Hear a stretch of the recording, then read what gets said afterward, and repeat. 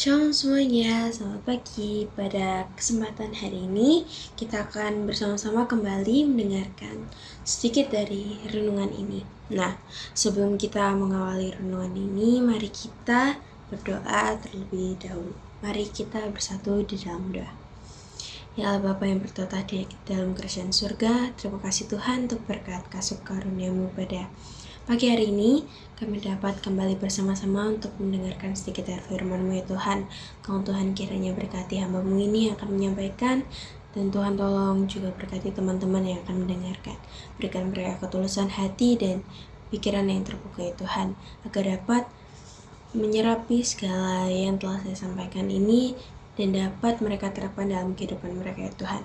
Di dalam nama Tuhan Yesus kami sudah berdoa dan mengucap syukur. Haleluya, amin. Nah teman-teman, jadi tema pada renungan pagi hari ini yang akan saya bawakan adalah perkataan yang membawa berkat. Nah, ini diambil dari Lukas pasal yang keempat ayat 36 hingga yang ke-37. Di sini aku bakalan bantu bacain ya. Jadi Lukas pasal yang keempat ayat 36 hingga yang ke-37 menyatakan, "Dan semua orang takjub, lalu berkatalah seorang kepada yang lain, katanya, 'Alangkah hebatnya perkataan ini, sebab dengan penuh wibawa dan kuasa ia memberi perintah kepada roh-roh jahat dan mereka pun keluar.' Dan tersebarlah berita tentang dia kemana-mana di daerah itu." Nah teman-teman, sebelum kita mengarah ke dalam pembacaan ini, kita pilah dulu nih tentang tema kita mengenai perkataan yang membawa berkat. Nah, kenapa sih bisa perkataan itu membawa berkat? Seperti yang kita tahu ya teman-teman, dengan kita memiliki telinga, memiliki mulut, itu kita dapat mendengarkan, menelaah apa yang orang katakan gitu. Dan juga tanpa kita sadari pun kita tuh bisa mengingat apa yang mereka katakan, entah itu hal yang baik ataupun hal yang buruk juga itu bisa kita ingat, apalagi yang menohok di kehidupan kita gitu ya, tiba-tiba loh oh iya, terus atau mungkin yang kayak tiba-tiba kita termotivasi nih gara-gara ucapan seseorang. Nah, maka dari itu perkataan yang kita ucapkan itu bisa saja membawa berkat bagi teman-teman sekalian. Nah, dari sini kita bisa mengarah ke dalam pembacaan kita, di mana di sini tuh menyatakan tentang Yesus yang sedang berpelayanan dalam rumah ibadat di Kapernaum, di mana dia ini sedang melakukan pelayanannya di Kapernaum ini, di mana di kota Galilea. Dia mengajar di situ pada hari-hari Sabat. Nah, pada suatu hari, tiba-tiba ada seorang yang kerasukan setan dan ia berteriak dengan suara yang keras, di mana di ayat 34 ini mengatakan, "Hai engkau, Yesus orang Nazaret, apa urusanmu dengan kami? Engkau datang hendak membinasakan kami?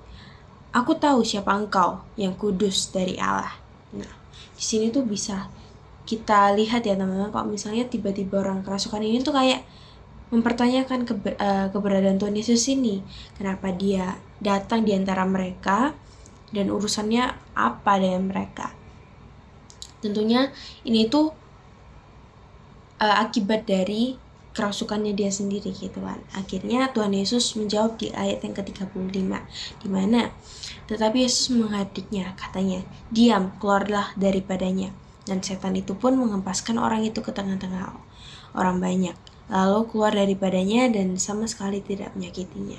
Nah teman-teman, dari sini itu kita bisa lihat di bagian bahwasannya perkataan yang disampaikan Tuhan Yesus itu bisa membawa berkat bagi orang tersebut, orang kerasukan tersebut. Nah tapi tidak menutup kemungkinan bahwasannya apa yang kita perkatakan itu hanya terpaku pada satu orang aja berkatnya, tetapi bisa menjadi berkat untuk setiap orang. Maka dari itu kita itu udah diajarin bagaimana adab kita dalam menjalani kehidupan, terlebih lagi dalam ucapan teman-teman, dimana kita juga udah tahu nih kalau misalnya perkataan yang kurang mengenakan, perkataan yang kurang layak itu bisa menyakiti hati seseorang ataupun bisa membawa ke ranah yang negatif.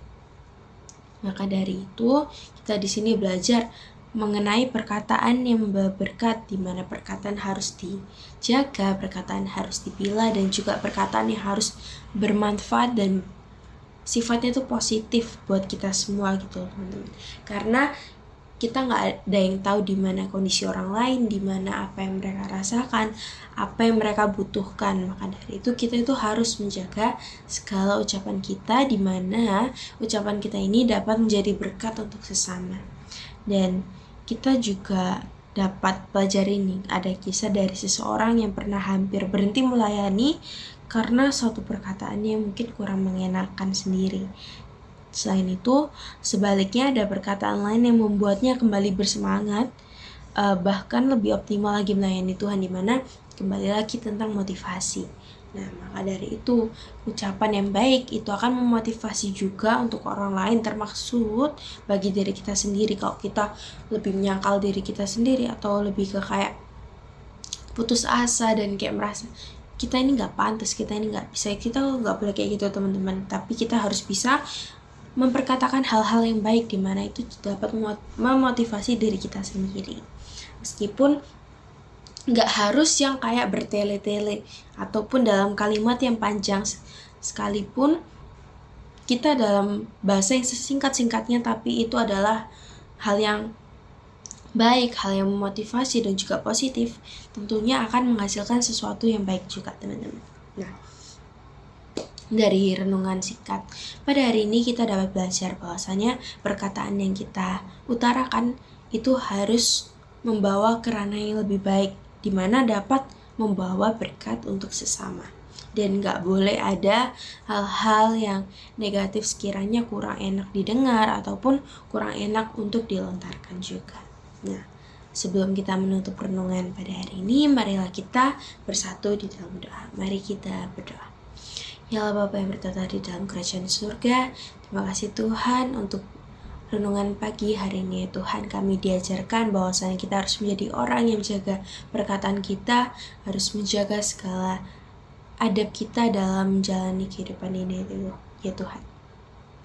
Tentunya dengan sedikit perkataan yang kita lontarkan, kita harus dapat motivasi dan juga memberikan dampak yang positif dalam lingkungan kita, ya Tuhan. Ya Tuhan, kami akan melanjutkan aktivitas kami, ya Tuhan. Tuhan kiranya berkati kami dan lindungi kami dalam menjalankan aktivitas kami, ya Tuhan. Terima kasih Tuhan Yesus, terima kasih. Kami sudah berani mengucap syukur, haleluya, amin.